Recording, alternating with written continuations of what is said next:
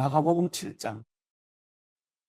예루살렘에서 온 바리새파 사람들과 몇몇 율법학자들이 예수 곁에 모여 있다가 예수의 제자들 가운데 몇 사람이 손을 씻지 않고 더러운 손으로 음식을 먹는 것을 보았습니다.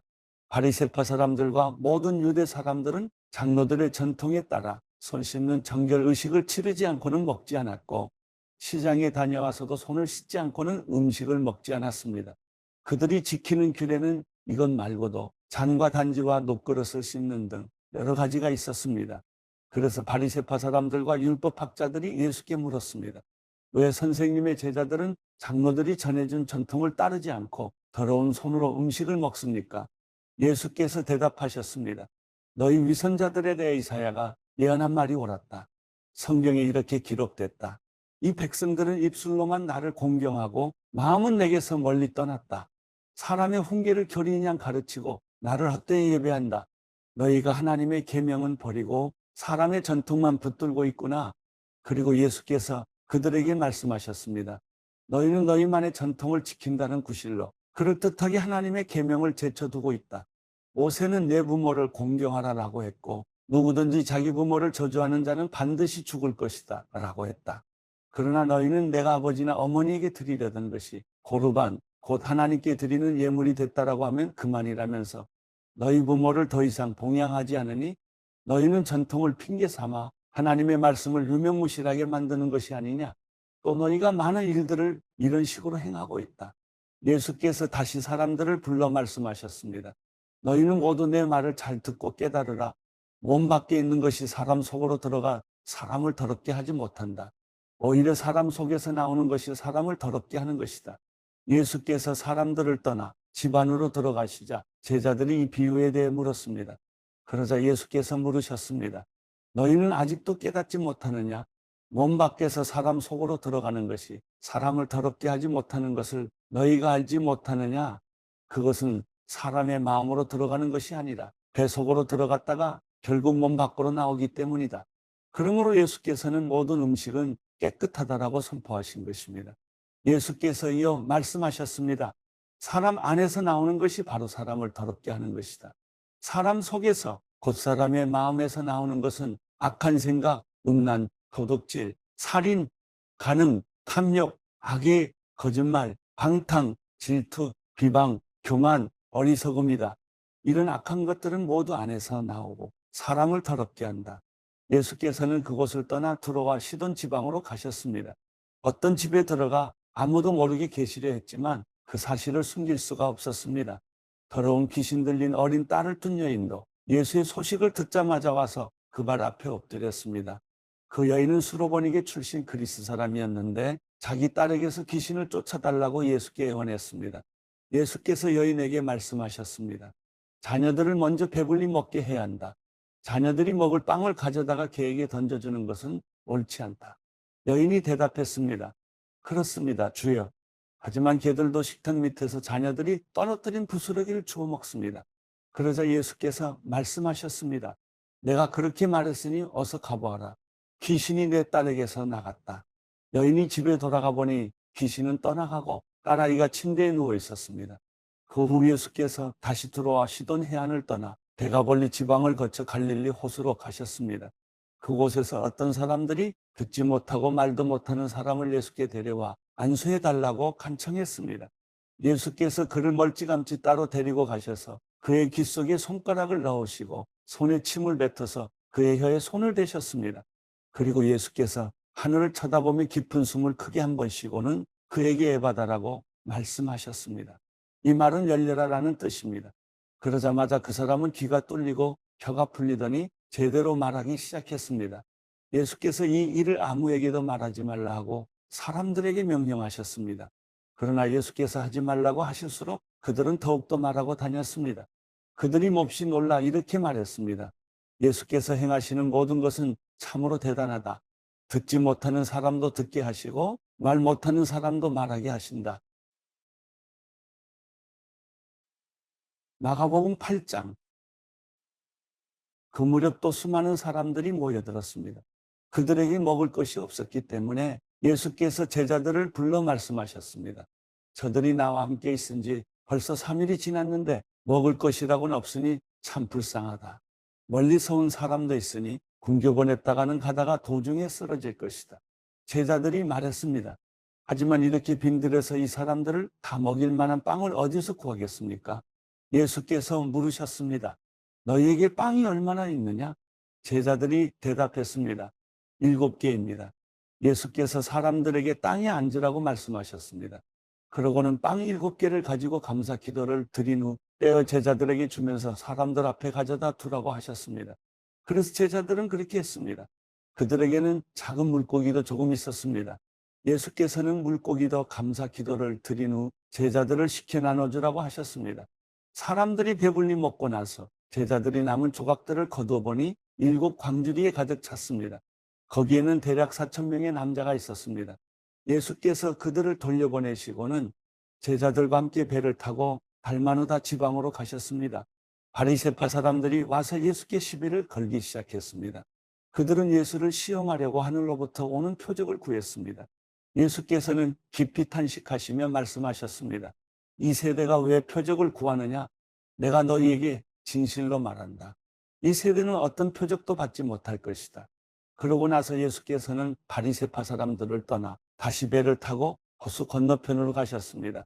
제자들은 깜빡 잊고 빵을 가져가지 않았습니다. 그들이 가진 것이라고는 배 안에 있던 빵 1개뿐이었습니다. 예수께서 제자들에게 경고하셨습니다. 조심하라. 바리새파 사람들의 누룩과 헤롯의 누룩을 주의하라. 제자들은 이 말씀을 두고 서로 수근거렸습니다. 우리에게 빵이 없어서 그러시나 보다. 그들이 수근거리는 것을 다 아시고 예수께서 말씀하셨습니다. 왜 빵이 없는 것을 두고 말하느냐? 너희가 아직도 알지 못하고 아직도 깨닫지 못하느냐? 너희 마음이 둔해졌느냐? 너희가 눈이 있어도 보지 못하고 귀가 있어도 듣지 못하느냐? 기억하지 못하느냐? 내가 빵 5개를 5,000명에게 떼어주었을 때 남은 조각을 몇 바구니나 거두었느냐? 그들이 대답했습니다. 12바구니였습니다. 내가 빵 7개를 4,000명에게 떼어주었을 때는 남은 조각을 몇 광줄이나 거두었느냐? 그들이 대답했습니다. 7광줄이었습니다. 그러자 예수께서 말씀하셨습니다. 너희가 아직도 깨닫지 못하느냐? 그리고 그들이 벳세다에 갔습니다. 사람들이 보지 못하는 사람을 데려와 예수께 만져달라고 간청했습니다. 예수께서 그 사람의 손을 잡고 마을 밖으로 데리고 나가셨습니다. 예수께서 그 사람의 눈에 침을 뱉으시고 그에게 손을 얹으시며 물으셨습니다. 뭐가 좀 보이느냐? 그러자 그 사람이 쳐다보며 말했습니다. 사람들이 보입니다. 그런데 나무가 걸어다니는 것처럼 보입니다. 다시 한번 예수께서 그 사람의 눈에 손을 얹으셨습니다. 그러자 그가 뚫어지게 바라보더니 시력이 회복돼 모든 것을 분명히 보게 됐습니다. 예수께서 그를 집으로 보내시며 말씀하셨습니다. 마을 안으로 들어가지 마라. 예수께서 제자들을 데리고 가이사랴 빌립보에 있는 여러 마을로 가셨습니다. 가는 길에 예수께서 물으셨습니다. 사람들이 나를 누구라고 하느냐? 제자들이 대답했습니다.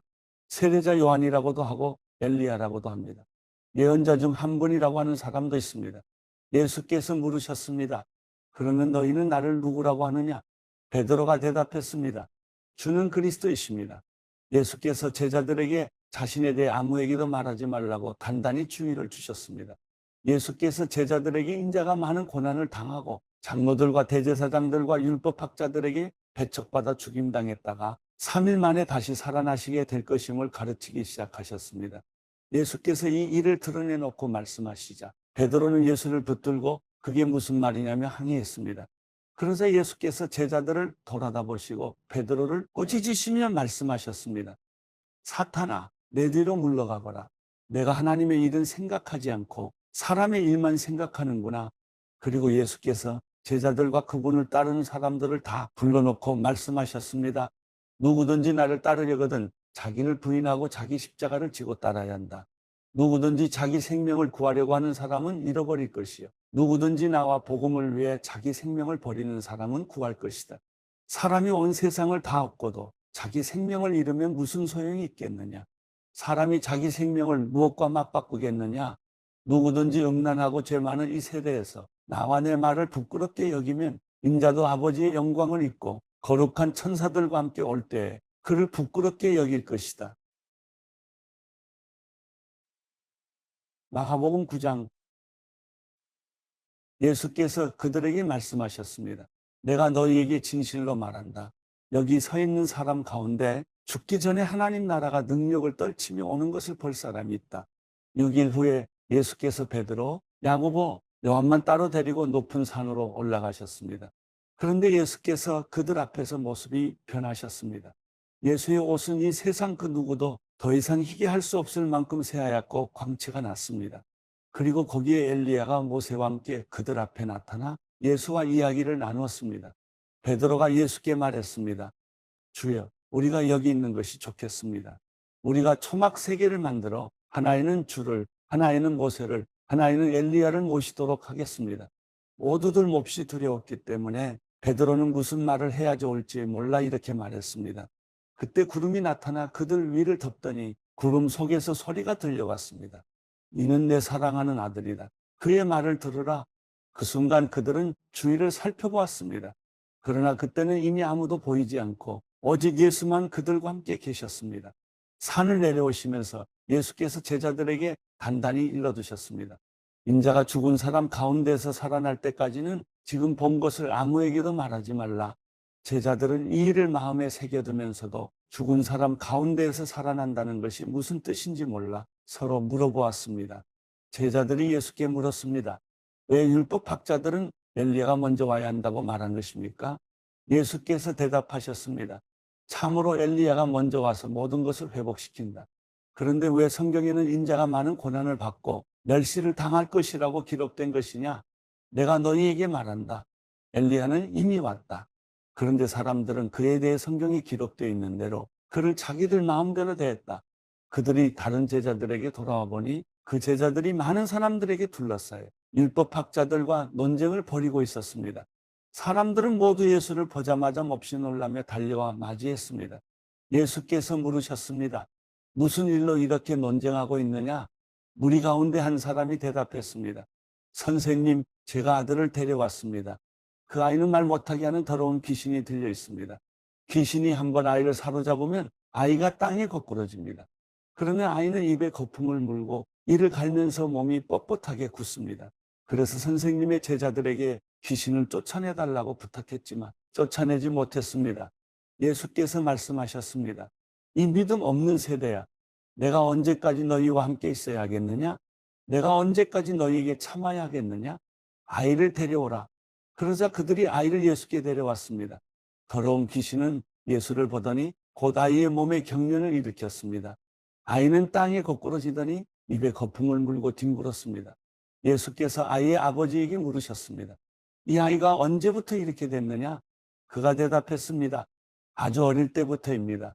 귀신이 아이를 죽이려고 여러 번 불 속에 내던지고 물 속에도 빠뜨렸습니다. 그러나 선생님께서 어떻게든 하실 수 있다면 제발 우리를 불쌍히 여기시고 도와주십시오. 예수께서 말씀하셨습니다. 하실 수 있다면이 무슨 말이냐? 믿는 사람에게는 모든 일이 가능하다. 그러자 곧 아이의 아버지가 소리쳤습니다. 내가 믿습니다. 믿음이 부족한 나를 도와주십시오. 많은 사람들이 이 광경을 보려고 달려오는 것을 보시고 예수께서 귀신을 꾸짖으셨습니다. 듣지 못하게 하고 말 못하게 하는 귀신아, 내가 내게 명령한다. 이 아이에게서 나와 다시는 들어가지 마라. 더러운 귀신은 소리 지르며 아이에게 심한 경련을 일으키더니 나갔습니다. 아이가 죽은 것 같이 돼 누워있자 많은 사람들이 수군거렸습니다. 아이가 죽었나 보다. 그때 예수께서 아이의 손을 잡아 일으키셨습니다.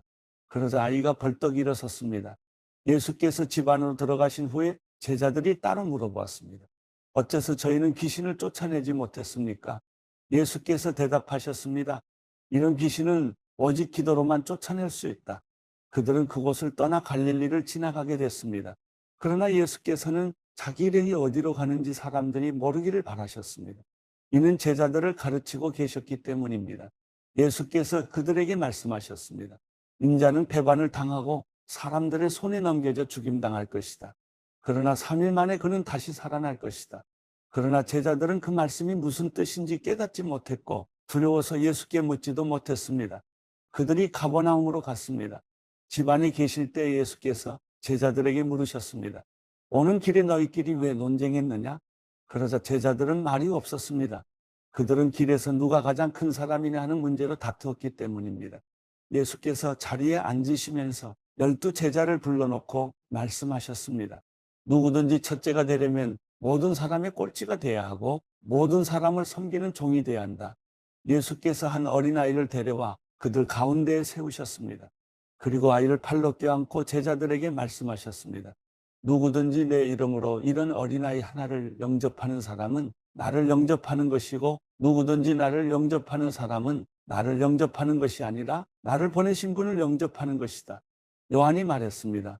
선생님의 이름으로 귀신을 쫓아내는 어떤 사람을 보고 우리를 따르는 자가 아니어서 우리가 그에게 하지 못하게 했습니다. 예수께서 말씀하셨습니다. 못하게 하지 마라. 내 이름으로 기적을 행하고 나서 바로 나를 욕할 사람은 없다. 누구든지 우리를 반대하지 않으면 우리 편이다. 내가 너희에게 진실로 말한다. 너희가 그리스도의 사람인 것을 알고 너희에게 물 한 잔이라도 주는 사람은 반드시 자기가 받을 상을 잃지 않을 것이다.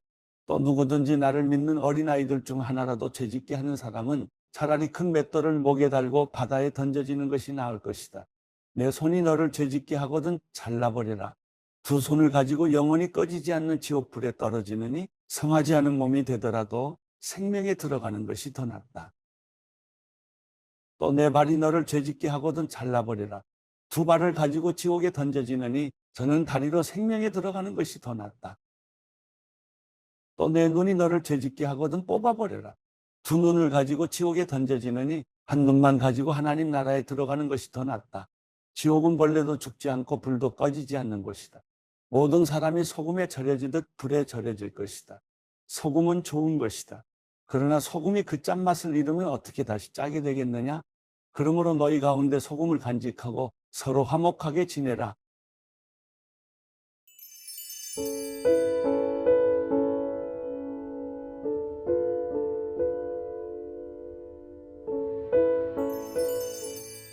시편 130편. 여호와여, 깊은 곳에서 내가 주께 부르짖었습니다. 주여, 내 소리를 들으소서. 자비를 바라며 부르짖는 내 소리에 주의 귀를 기울이소서. 여호와여, 주께서 죄를 지적하신다면 주여, 누가 견뎌낼 수 있겠습니까? 그러나 용서가 주께 있으니 주는 경외를 받으실 분이십니다. 내가 여호와를 바라고 내 영혼이 기다리며 여호와의 말씀에 소망을 두고 있습니다. 내 영혼이 주를 기다리는 것이 아침이 오기를 기다리는 파수꾼보다 더 간절합니다. 정녕 파수꾼이 아침이 오기를 기다리는 것보다 더합니다. 이스라엘은 여호와를 바라라. 변함없는 신실하심이 여호와께 있고 온전한 구원이 그분께 있도다. 그분이 손수 이스라엘을 그 모든 죄악에서 구원하시리라.